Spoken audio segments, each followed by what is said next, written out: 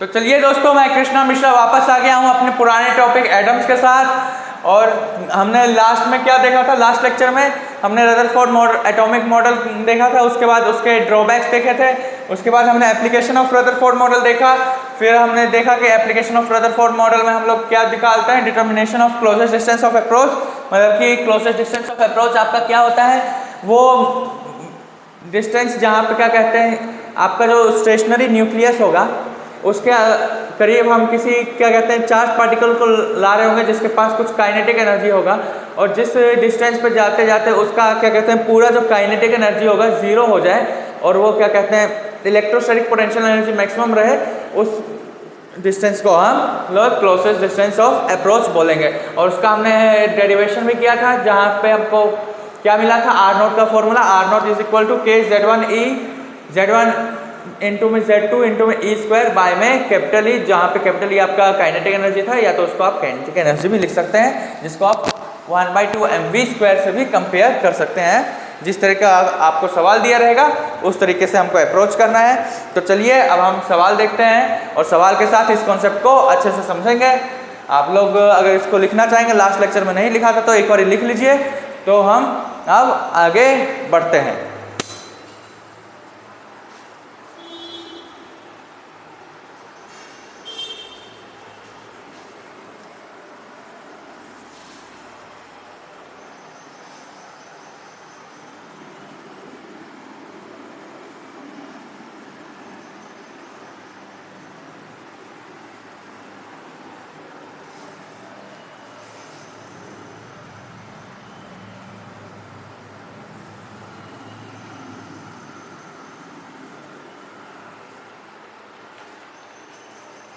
तो चलिए क्वेश्चन देख लेते हैं किस तरह का क्वेश्चन दिया गया है।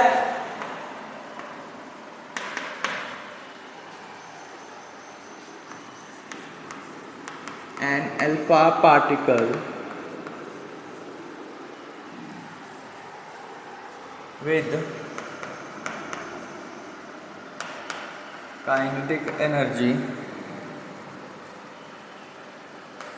10 mega electron volt is heading towards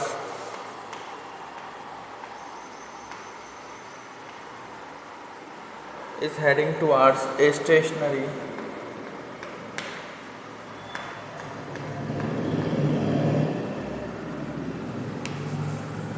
point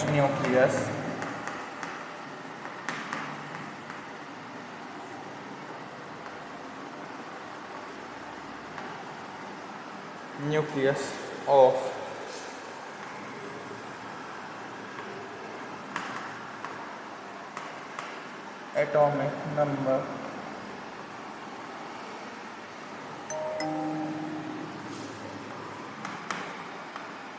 atomic number 50,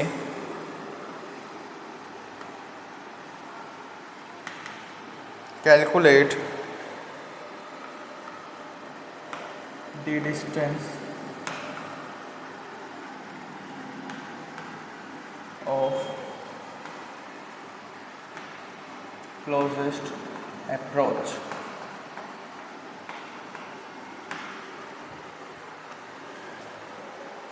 तो चलिए बच्चों सॉल्यूशन देख लेते हैं क्या है क्या नहीं है।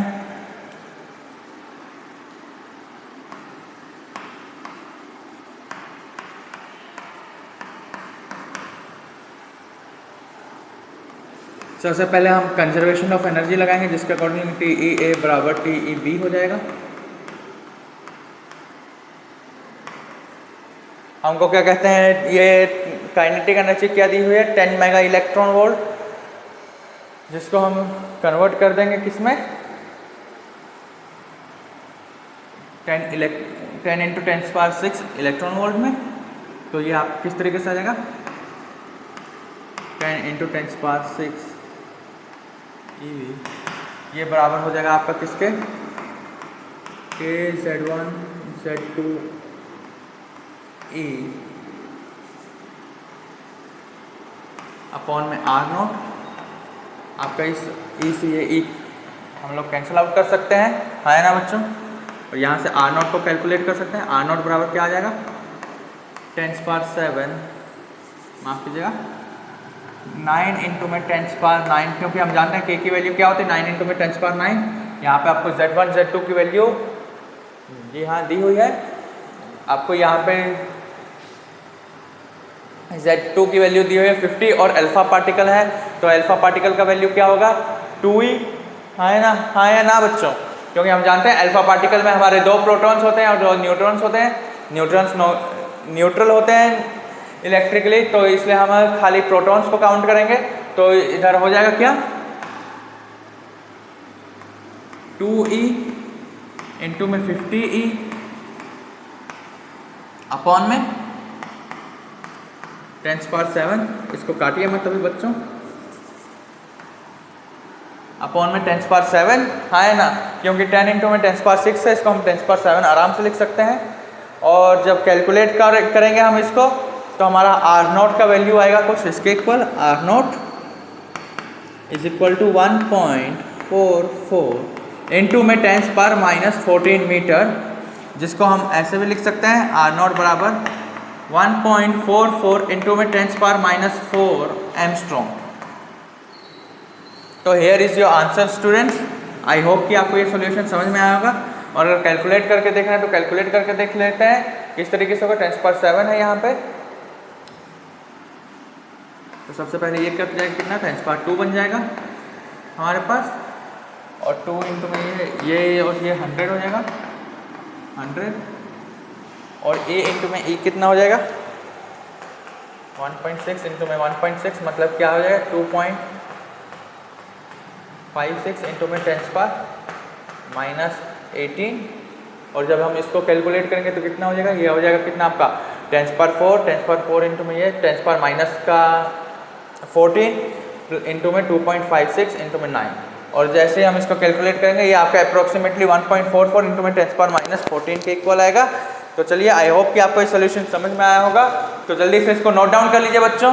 काफ़ी प्यारा सा सवाल था ये, आपके कॉन्सेप्ट बिल्डिंग के लिए काफ़ी इंपॉर्टेंट सवाल था। हम लोगों ने देख लिया किस तरीके से अप्रोच करना है क्लोज इंस्ट्रक्शंस का। अगर कोई सवाल है तो सारे सवालों में हमको सबसे पहले जो होगा एनर्जी कंजर्वेशन ही लगाना पड़ेगा, क्योंकि हम जानते हैं एनर्जी हमारी कंजर्व रहती है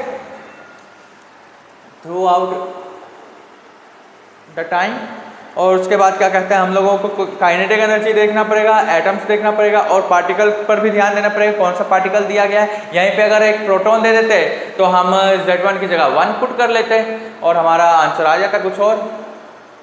तो चलिए आई होप कि आपको ये सोल्यूशन अच्छे से समझ में आ गया होगा। चलिए जल्दी से इस क्वेश्चन को नोट डाउन कर लीजिए और हम आगे अपने अगले कॉन्सेप्ट पर बढ़ेंगे फिर।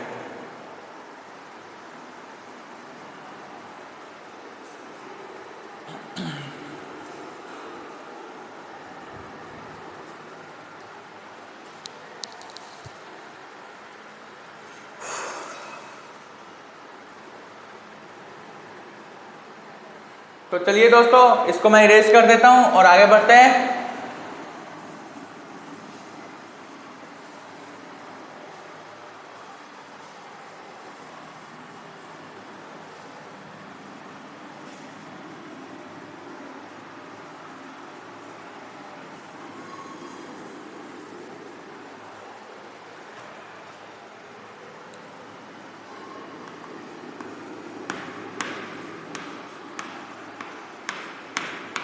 Bohr's atomic model.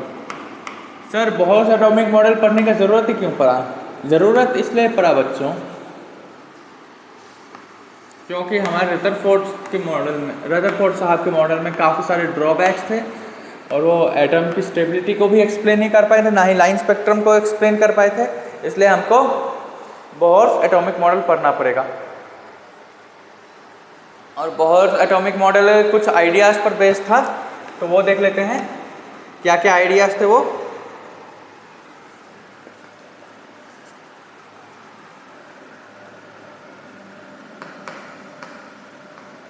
Bohr's model for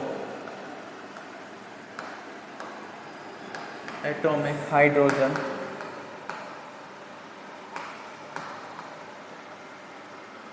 for atomic hydrogen is based on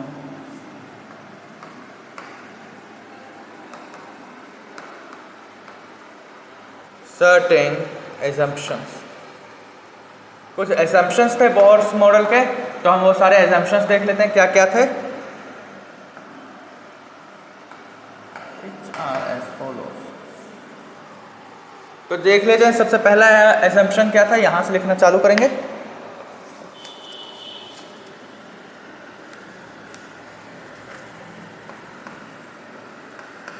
In hydrogen atom, electron revolves around the nucleus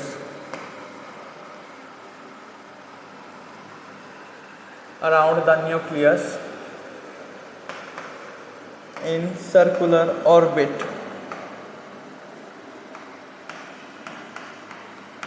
second point क्या था, second assumption,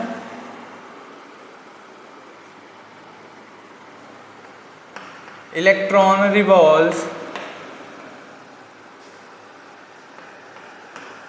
only in those orbits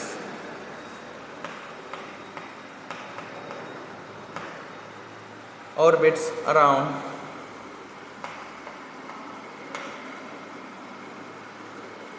nucleus where the angular momentum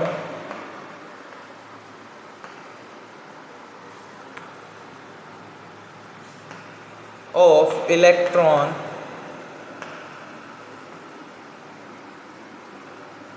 is an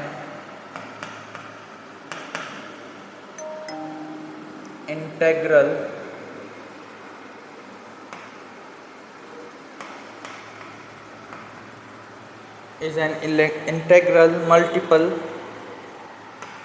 of h upon 2 pi। These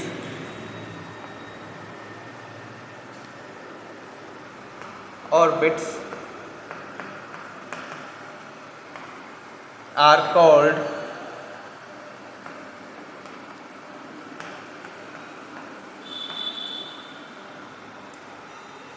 stationary orbits।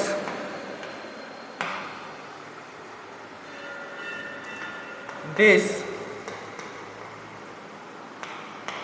assumption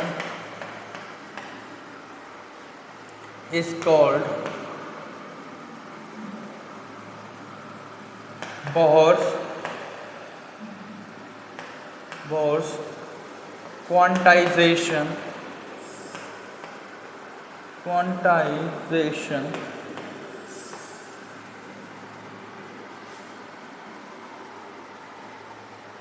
rule। और third assumption क्या थी Bohr साहब की, the energy of electron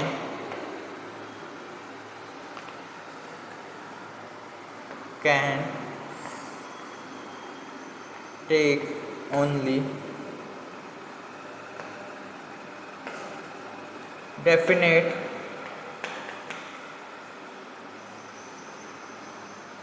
values in a given stationary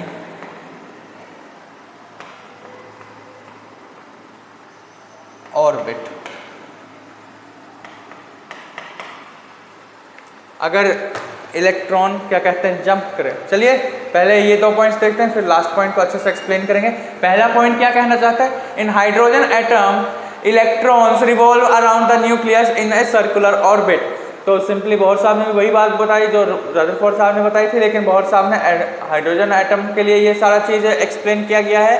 तो सबसे बड़ा drawback भी यही था बोहर साहब के मॉडल का कि उनका जो मॉडल था खाली हाइड्रोजन और हाइड्रोजन लाइक एटम्स के लिए ही एप्लीकेबल था और दूसरे एटम्स के लिए एप्लीकेबल नहीं था। तो चलिए देख लेते हैं। In hydrogen atom electrons revolves around the nucleus in circular orbit. Electron revolves only in those orbits around the nucleus where angular momentum of electron is integral multiple of h upon 2 pi. और जो आपका momentum आता है Bohr's model के accordingly angular momentum mvr, इसको हम nh upon 2 पाई लिखते हैं, जहाँ पे क्या कहते हैं n होता है आपका नंबर ऑफ ऑर्बिट्स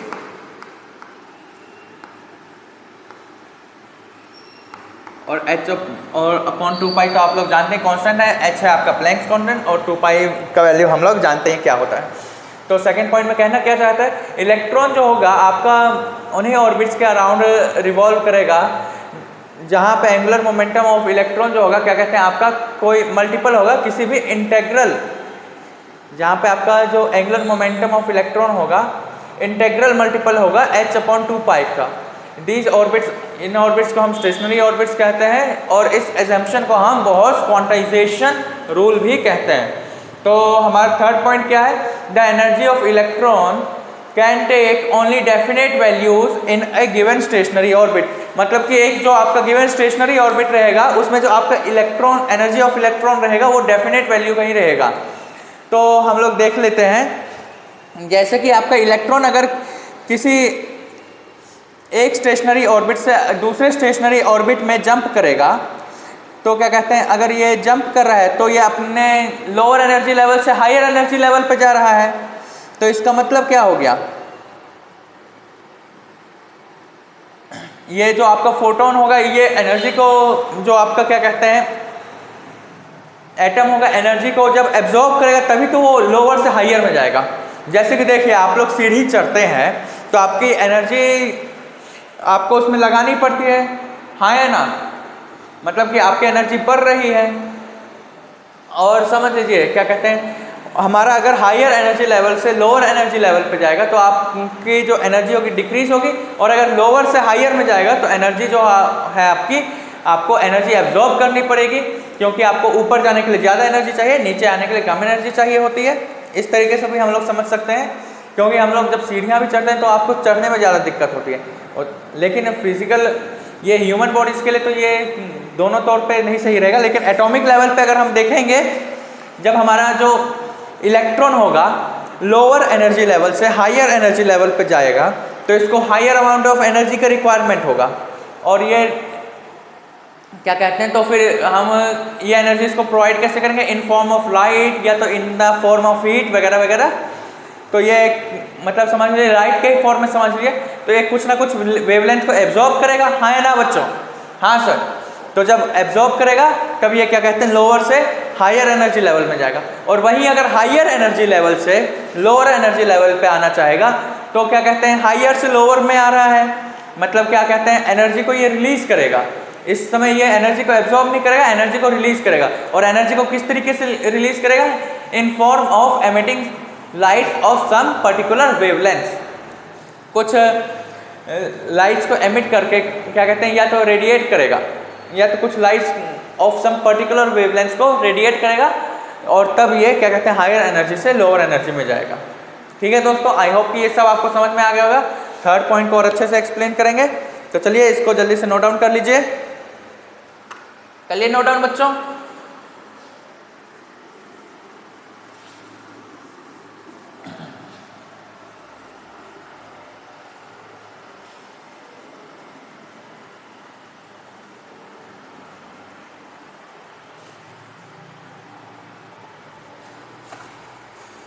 तो चलिए इस पॉइंट के अकॉर्डिंगली आपका माफ कीजिएगा,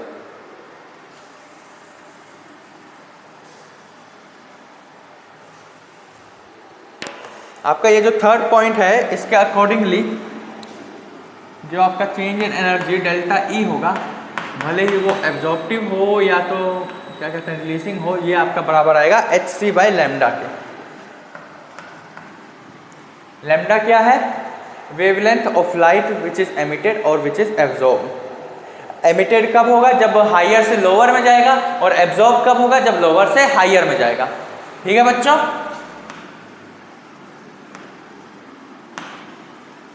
इसको नोट डाउन कर लीजिए। फिर हम लोग आगे बढ़ते हैं, देखेंगे एनर्जी ऑफ हाइड्रोजन एटम को। तो चलिए जल्दी से इसको नोट डाउन कर लीजिए। आई होप कि आपको ये सब कुछ समझ में आ रहा होगा।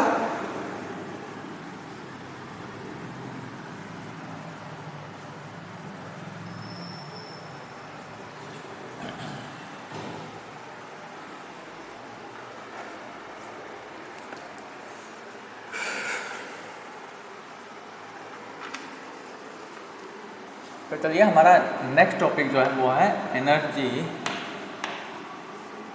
Of A hydrogen atom.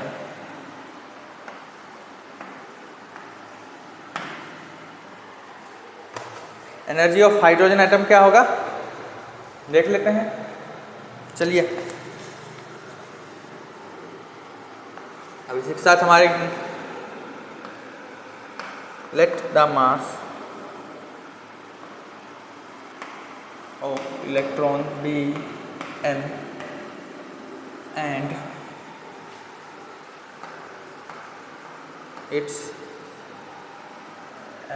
it is revolving in an orbit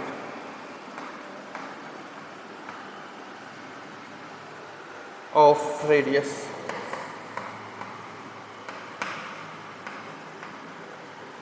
r, then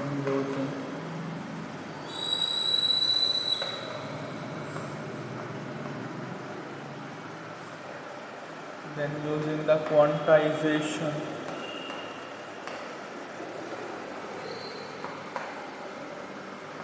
rule we get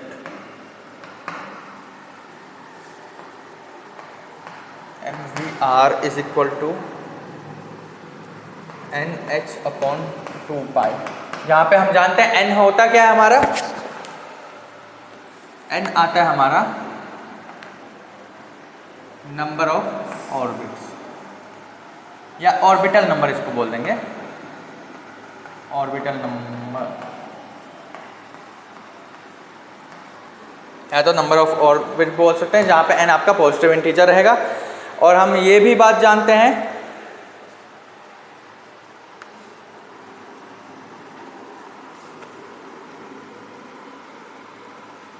also from the equation of motion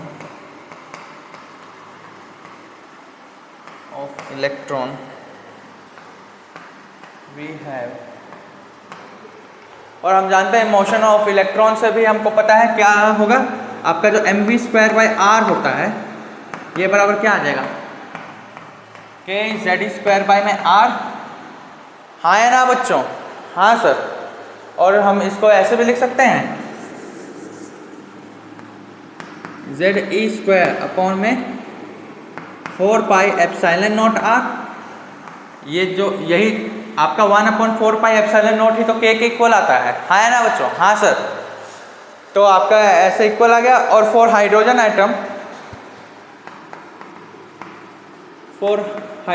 atom हम लोग जानते हैं हमारा z जो बराबर होता है ये 1 के इक्वल आता है। ठीक है बच्चों? हाँ है ना? हाँ सर। तो फिर हमारा ये mv²/r ये बराबर किसके आ जाएगा? z²/4πε0 r के। और यहाँ से हम v का वैल्यू क्या निकाल सकते हैं बच्चों? अब हम इधर से क्या कहते हैं, सबसे पहले mvr का वैल्यू निकालेंगे तो हमको mv का वैल्यू क्या मिलेगा? सबसे पहले mv का वैल्यू निकालिए। तो mv हमको क्या मिलेगा? nh अपॉन में 2πr। हाँ है ना? हाँ सर। तो ये जो यहाँ पे क्या लिखा हुआ है एम वी इंटू में वी, तो इसको भी हम लिख सकते हैं कुछ इस तरीके से एन एच अपॉन में 2 पाई, हाँ 2 पाई आर, हाँ ना बच्चों, इंटू में वी बाई आर। तो और ये बराबर क्या आ रहा है के जेड स्क्वायर अपॉन में 4 पाई एप्सिलॉन नॉट आर। इस आर से इस आर को कैंसिल आउट कर सकते हैं, हाँ ना बच्चों, हाँ सर। तो हमको यहाँ से v का वैल्यू क्या मिल गया, v बराबर जेड ई स्क्वायर इंटू में 2 पाई आर अपॉन में क्या आ जाएगा एन एच, हाँ ना बच्चों, एन एच इंटू में 4 पाई एप्सिलॉन नॉट, मतलब कि 4 पाई एप्सिलॉन नॉट इंटू में एन एच। आपको यही वैल्यू मिलेगा, हाँ ना बच्चों, हाँ सर यही मिलेगा। ये हमको क्या मिल गया वेलोसिटी का वैल्यू जेड स्क्वायर इंटू में 2 पाई आर इंटू में एन एच। और जब हम इसको अच्छे से लिख लेंगे और थोड़ा सा सिंप्लीफाई करके, तो ये पाई से पाई कैंसिल हो गया, ये 2 से 4 कैंसिल हो गया, तो ये बन गया 2 और हमको क्या मिल जाएगा v बराबर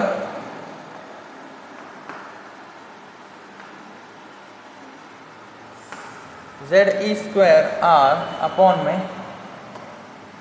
2 एप्सिलॉन नॉट एन एच, हाँ ना बच्चों, हाँ सर। और अब हम लोग आगे बढ़ सकते हैं बच्चों इसी के साथ, हाँ सर बढ़ सकते हैं। तो आगे हम लोगों का क्या आएगा,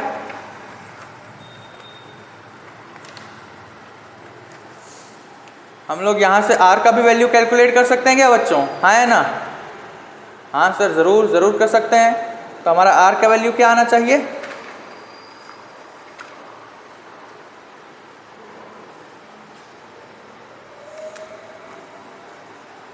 ये हमारा v का वैल्यू आ रहा है। 2 मिनट दोस्तों, आप लोग इधर देखते रहिए और हम लोग 2 मिनट में आते हैं। चलिए जल्दी से इसको नोट डाउन कर लीजिए।